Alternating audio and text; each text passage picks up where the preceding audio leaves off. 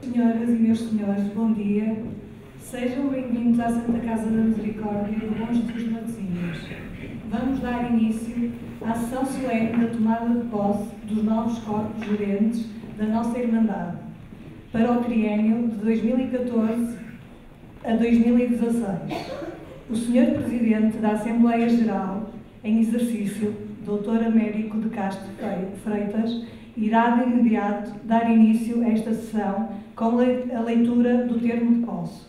Logo após, pedimos o favor de os novos corpos gerentes procederem à assinatura do respectivo auto, conforme for anunciando o nome de cada uma de vossas excelências. Todos, iremos então constituir a mesa da Assembleia Geral, se não se importa, eu vou passar a chamar as pessoas. O Dr. Manuel Lemos, Presidente da União das Misericórdias Portuguesas. O Sr. Dr. Guilherme Pinto, Presidente da Câmara Municipal de Vinhos.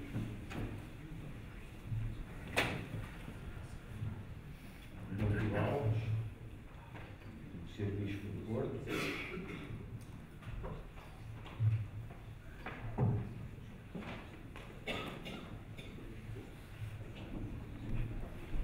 O Sr. José Albino Silva Pereira, o atual Presidente desta Assembleia. O Sr. Provedor António Aguilar Cantilho. E o Sr. Dr. Agostinho Branquinho, Secretário de Estado da Segurança Social, da Solidariedade e da Segurança Social.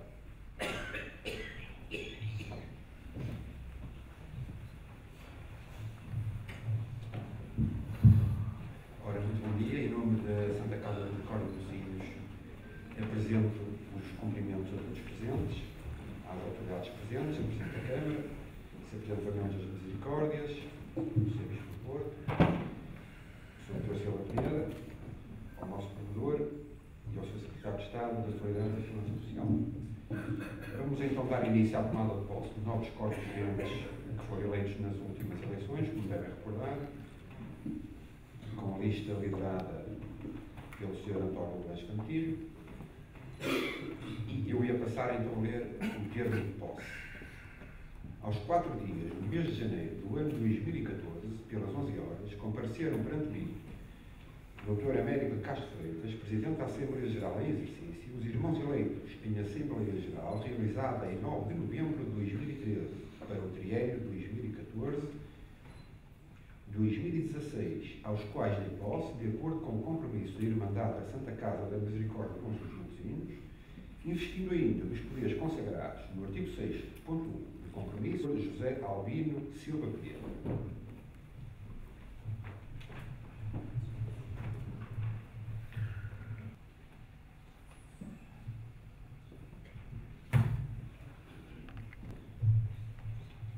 Dr. Duarte Nuno Moreno.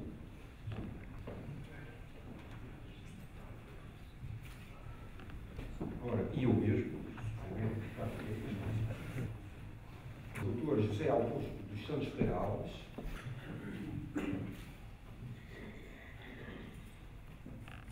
Oliveira Costa.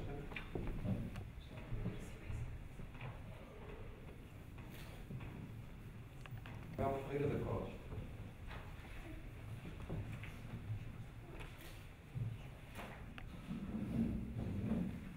Administrativa.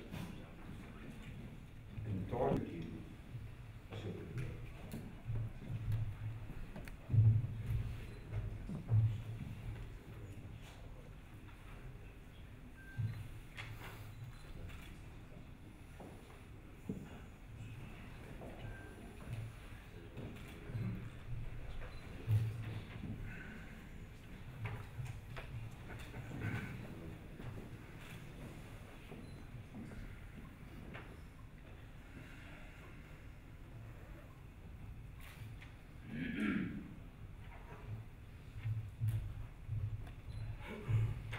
Helder Manuel Moreira Torres.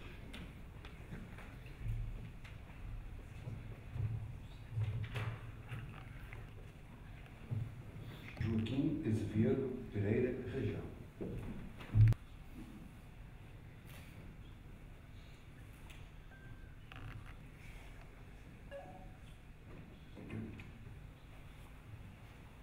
Engenheiro Daniel Augusto Vargas Quinta.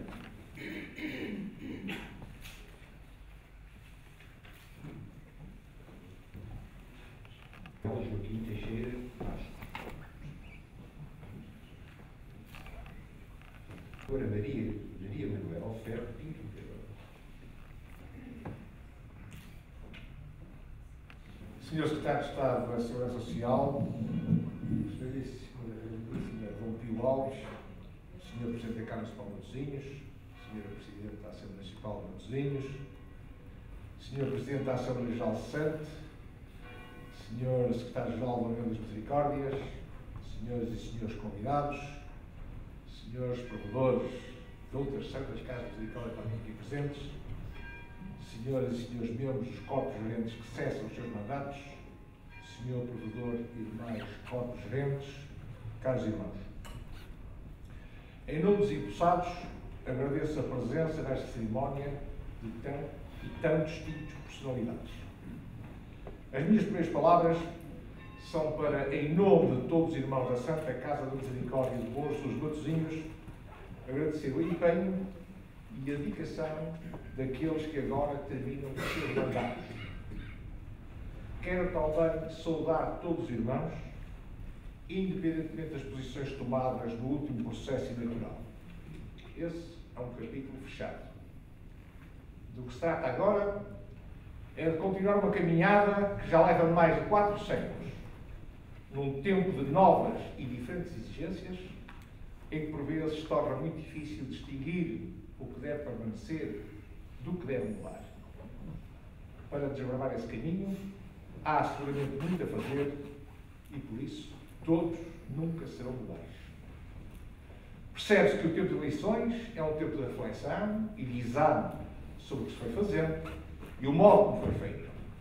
Esse tempo passou e foi percorrido com inovação.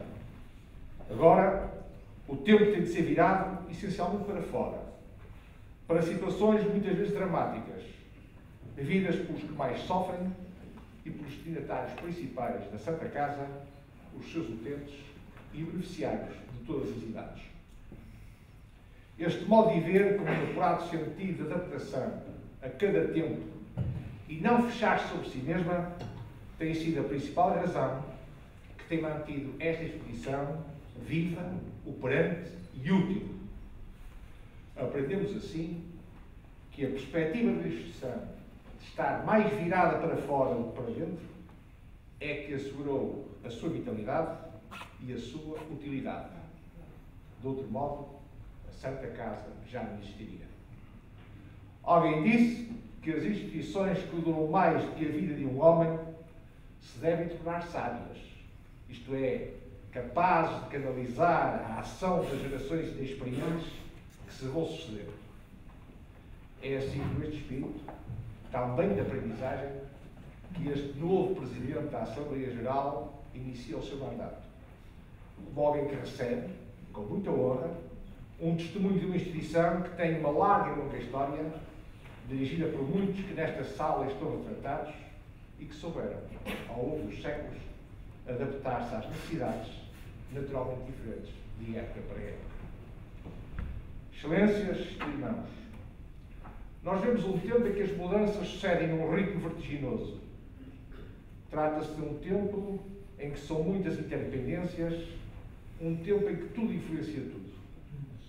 Mas se em mais de 4 séculos muita coisa se alterou e foi necessário ter capacidade para mudar ou adaptar a vida da Santa Casa a novos tempos e circunstâncias, a verdade é que soube sempre uma linha de continuidade que esteve na gênese da sua criação e que se tem mantido por força do sustenho gerido da instituição. Essa linha teve por base o espírito, continua vivo, e numa terra de mar, podemos dizer que tem as suas amarras bem ancoradas nos serviços prestados a favor da dignidade humana. E assim terá de continuar a ser, mais agora neste nosso tempo. Um tempo que sabemos ser difícil, um tempo de mar encapelado e tormentoso. Um tempo em que cresce a falta de confiança e de segurança sobre o futuro. Em que frequentemente somos confrontados com a opacidade e a falta de transparência. Em que se assiste à debilidade das instituições. E em que se acentua o predomínio do curto prazo, do efêmero e do superficial. Estamos num tempo em que, graças à sensação de uma preocupante desestruturação da sociedade, com o esbater de uma classe média, tendência que a manter-se, irá ter um futuro não muito longínquo as mais graves consequências, sendo a mais adversa de todas a de muitos virem a sentir as mais sérias limitações para concretizar os seus sonhos, mesmo para isso dediquem todos os seus esforços. Se é verdade, como escreveu o Bispo do Porto, Dom António Ferreira Gomes, que não pode haver uma sociedade justa sem liberdade, numa sociedade livre sem justiça, então por este caminho vamos em direção a um tempo que não vai ser seguramente nem um tempo de liberdade, nem um tempo de justiça. A dignidade humana é indissociável dos valores fundamentais associados aos conceitos de liberdade e de justiça, que de forma muito direta acabam por estar expressos nas 7 obras de misericórdia espirituais. Ou não será que dar um bom conselho, ensinar aos ignorantes e corrigir os que erram não são formas de libertação, tanto para os que dão, como para os que recebem? Ou ainda, não será que os valores de justiça e de tolerância não estão associados às obras que têm a ver com consolar os aflitos, perdoar as injúrias e rogar a Deus por vivos e defuntos? Por isso, no tempo de hoje, a minha interpretação, ao assumir responsabilidade dos corpos gerentes da Santa Casa de Misericórdia de Bom Jesus Matosinhos, não pode significar outra coisa, senão e sobretudo, uma atitude de exigência.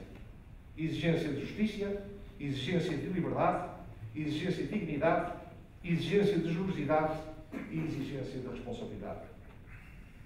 Eu entendi chamar esta ocasião a atenção para os valores da liberdade e da justiça. Porque primeiro entendo que se fala pouco deles. E neste tempo deles se deveria falar mais. Em certo sentido, estamos perante uma contradição. Na medida em que se estes valores são os pilares de sustentabilidade de qualquer sociedade, num tempo de crise, só se poderá poder ambicionar atingir novos equilíbrios se houver força para descobrir os novos caminhos. Ora, não há melhor alimento para gerar essa força do que os valores que cimentam as relações entre os homens na base da confiança e das relações interpessoais. E isso é tanto mais verdade quanto mais difíceis forem os obstáculos a transpor. Não pode haver a força de confiança sem justiça nem liberdade. Em segundo lugar, estou a referir-me a valores espirituais, que é coisa diferente dos valores instrumentais, aqueles que são medidos pelo dinheiro. Como escreveu o professor Adriano Moreira, o dinheiro não compra os valores morais, especialmente os que se aglutinam no conceito da dignidade humana. Excelência Reverendíssima Dom Pio Alves, quero dizer que o compromisso dos irmãos que hoje assumem a responsabilidade está, assim, para além da gestão responsável da instituição e do seu desenvolvimento. Trata-se, acima de tudo, de um compromisso de mulheres e homens livres perante valores espirituais. Optamos todos nós por apoiar a dignidade humana de uma forma concreta. Porventura, sem grandes valores monetários que escasseiam, mas com o serviço ao próximo, através de expressão de formas de solidariedade e de gratuitidade do tempo que vamos doar durante o mandato que agora se inicia. O exercício da solidariedade é uma forma de servir e não de nos servirmos. Senhor Presidente da Câmara Municipal de Matosinhos, em nome de todos os irmãos, agradeço a sua presença, as suas palavras, que só pode ser vista como mais um sinal de atenção, dedicação e apoio com que tem distinguido esta instituição. As suas palavras são incentivo para que, na base do respeito mútuo pelas competências e responsabilidades institucionais da Câmara Municipal e da Santa Casa, se possa continuar a fortalecer formas de cooperação que todos queremos que venham a ser cada vez mais eficazes a favor dos que realmente mais precisam. Ao Sr. Secretário de Estado da Segurança Social, que aqui representa o Governo, quero agradecer a sua presença, porque significa de apoio à ação que vem sendo desenvolvida para esta Santa Casa. Permitirá que aproveite esta ocasião não para pedir um subsídio. Isto poderá ficar para outra altura, mas que a ser feito será apontado por rigorosa fundamentação.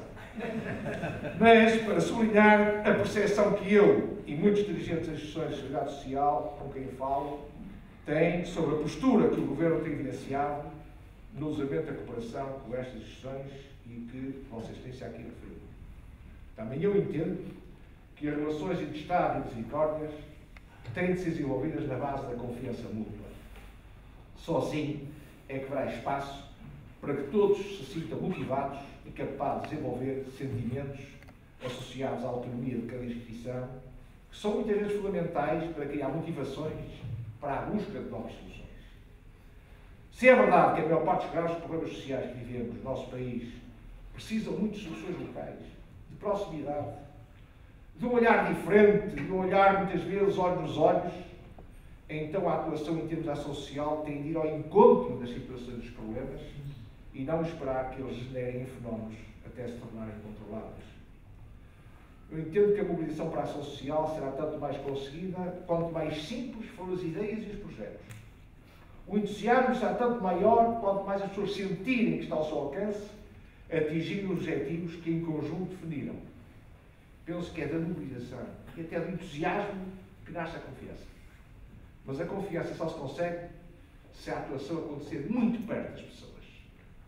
A possibilidade de poder, digamos, inventar soluções diferenciadas e adaptáveis às características dos reais problemas que sabemos serem muito diferentes, caso para caso, de região para região, é, no meu entender, a forma mais correta para desenvolver as políticas de ação social. O facto de ser minhoto, beirão, transmontano, alentejano, algarvio, madeirense ou açoriano, não é de facto um mero acidente de nascimento. É uma forma própria de ser, de estar, de sentir e de olhar o mundo. Ainda bem que assim é. Por isso, esse Estado faz todo sentido que a abordagem dos problemas sociais se faça de acordo com os padrões culturais de cada comunidade e que se reforce a tendência para a proximidade. A este respeito, e mais uma vez, permite-me citar o Bispo do Porto, Dom António Ferreira Gomes, que assim se exprimiu. Disse: tanto do Estado quanto seja necessário, tanto a liberdade cívica ou política quanto seja possível. Nesta frase, Dom António, tão curta, mas tão densa e tão atual, fica claro que um excesso de intervenção do Estado pode acarretar mais males do que virtudes. Exorto assim, Vossa Excelência, Sr. Estado de Estado, a prosseguir com o caminho que vem desenvolvendo, no sentido de tornar a presença do Estado em formas e estilo de intervenção em que este venha progressivamente a assumir, cada vez mais e com mais força, um papel de Estado parceiro e motivador, em vez de Estado patrão e muito menos de Estado controlador. Sei por essa experiência própria que este caminho não é nada fácil, nem pode ser de facilitismos. Terá de ser compatível com a escassez de meios com que o país se debate e com a disponibilidade para a troca de experiências vividas no terreno e para o escrutínio permanente sobre o que se vai fazendo, assegurando o máximo de transparência em todo tipo de relações entre Estado e misericórdia. Excelência Excelentíssima, Sr. Presidente da Câmara, Sr. Secretário de Estado, Senhoras e Senhores, com a experiência e dedicação do nosso provedor, renova o seu mandato, nessa qualidade à frente dos estigos desta Santa Casa, por vontade expressa dos irmãos, e, com a sua autorização, Sr. Provedor, posso afirmar que a nossa disponibilidade para cooperar neste sentido, para trabalharmos em conjunto e em comunhão, é total. Muito obrigado.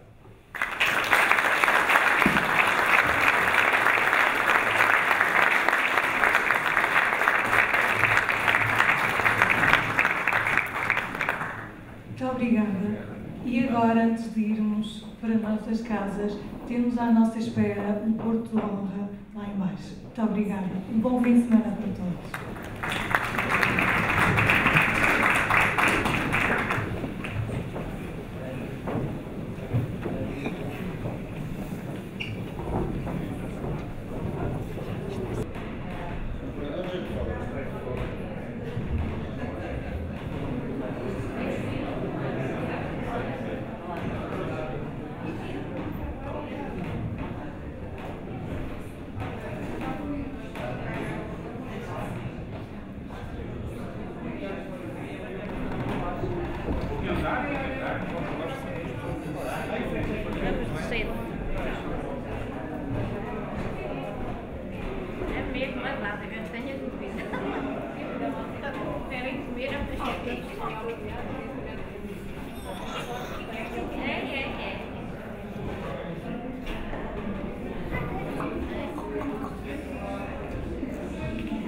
Está muito seguro, senhor.